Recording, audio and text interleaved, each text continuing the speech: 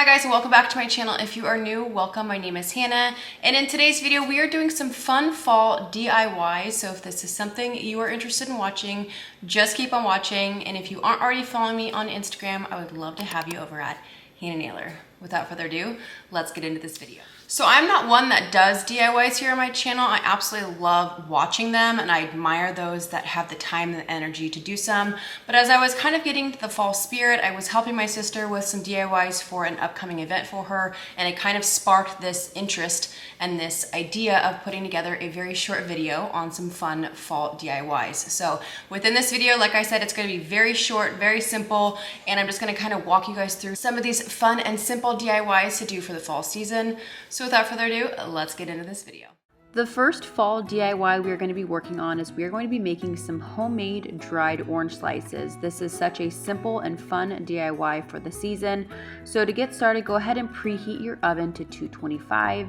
And from here, go ahead and grab your oranges. I just went with the standard orange, but you could also use blood oranges depending on your color tone. After you're done slicing your oranges, I didn't show it in my example, but take a paper towel and go ahead and just dry off the excess slices. We want to remove as much moisture as we can prior to putting them in the oven. And from here, you're just going to take a baking sheet and some parchment paper. Lay down your parchment paper and then lay out your orange slices accordingly. They never seem to leave my mind. On this road that I am on, I gotta stay here for some time. Next, you are going to pop your orange slices in the oven. Go ahead and set yourself a timer for about 3 hours, but do make sure to check on your orange slices. Everybody's oven runs a little bit different, so my slices were baking for about 3.5 hours until they were nice and dry all the way through. I did check them periodically to see how the center was, but this is how they turned out. I love how they look, I love how my house smelled, and I did let these set overnight before styling with them. And if you found a way out from the dark. Now our next fall DIY project was inspired by my sister. I have been creating many of these for her the last few weeks for an upcoming sale. So what you're going to do is you're going to head yourself over to your local nursery. I went to Home Depot to pick up a variety of different succulents as we are going to be creating succulent pumpkins. When you are looking for succulents, I suggest going for things that are different in texture, different in color, big, small. This is going to create visual interest when you are putting your entire succulent arrangement together. You do not want to go with the same succulent, otherwise it's going to fall a little bit flat. So definitely choose a variety of different succulents, different breeds, heights, colors, and texture.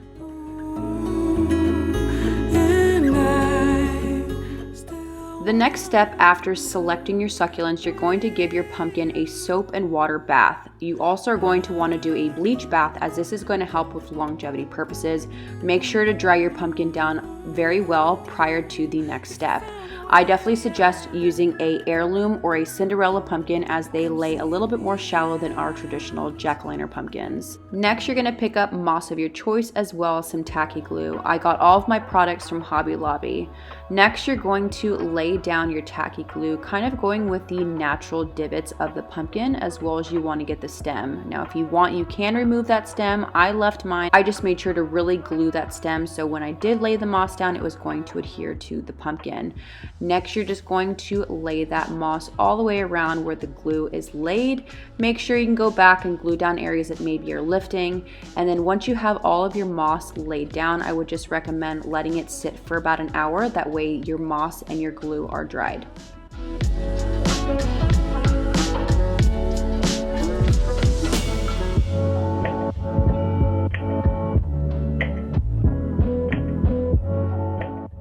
Once your moss is dried to your pumpkin, go ahead and grab your succulents, a pair of scissors, and your tacky glue. When I start laying my succulents down, I will typically start with the larger succulents first, as they act as a map and a guide for the rest of the succulent pattern. You're going to glue the base of the succulent and some of the leaves, that way they adhere nicely to the pumpkin. And from here, there really is no right or wrong way to lay your succulents down. I just suggest kind of going in different patterns, different colors next to each other, different textures. This is going to create that visual interest aspect of your pumpkin. And I love how this turns out. I think these make such great gifts if you are maybe going to a party, if you are going to someone's home for Thanksgiving. They not only are a great gift, they also make a great decor element for a front door entrance or even your dining table space. So I hope you guys enjoy my succulent pumpkin and enjoy having some fun creating your own.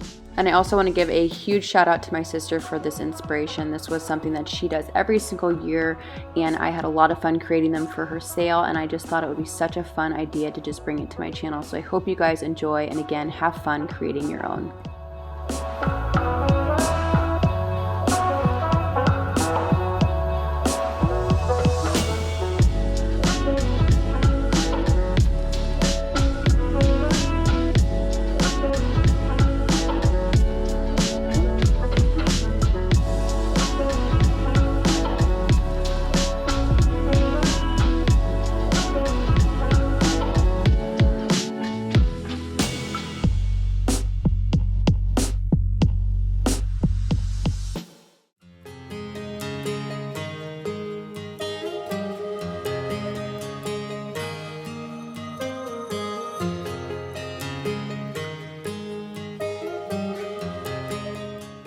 The next fall DIY we are going to be working on is dried floral candlesticks. I picked up my candlesticks from Hobby Lobby and I purchased these dried florals off of Amazon. They do have a variety of different stems and colors, of a lot of choices to pick from. You're then going to need a pair of tweezers, a paintbrush, some wax, and I have a melting pot just to help melt my wax in a little bit easier. And the next step from here, you're going to go ahead and get that wax nice and hot until you have a liquid consistency. You're then going to grab your candlestick, your tweezers, and place your florals however you want and however many you want in the colors you want, and just go ahead and paint that liquid wax right on top of it. That's just going to adhere to your candlestick, and from here you're just going to repeat the process. Like I said, there is no right or wrong way to do this. However you want to decorate your candles. This would also make for a great DIY for the holiday season, maybe bringing in something that is a little bit more Christmassy, but I just thought this was a really fun DIY to bring to the fall season. And let me know what you guys think down below if you like these and if you would maybe make these for a gift in the future. But here they are, my dried floral candlesticks.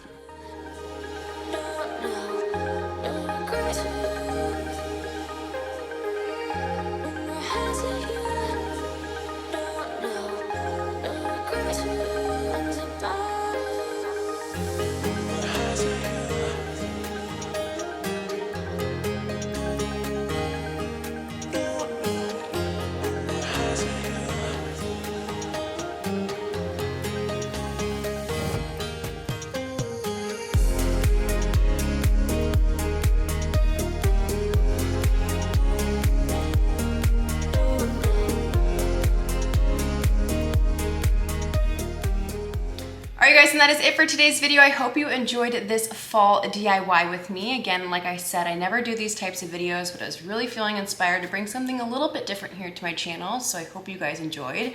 But before you leave, please be sure to like, comment, and subscribe. You know to hit that bell button for every time I upload a video.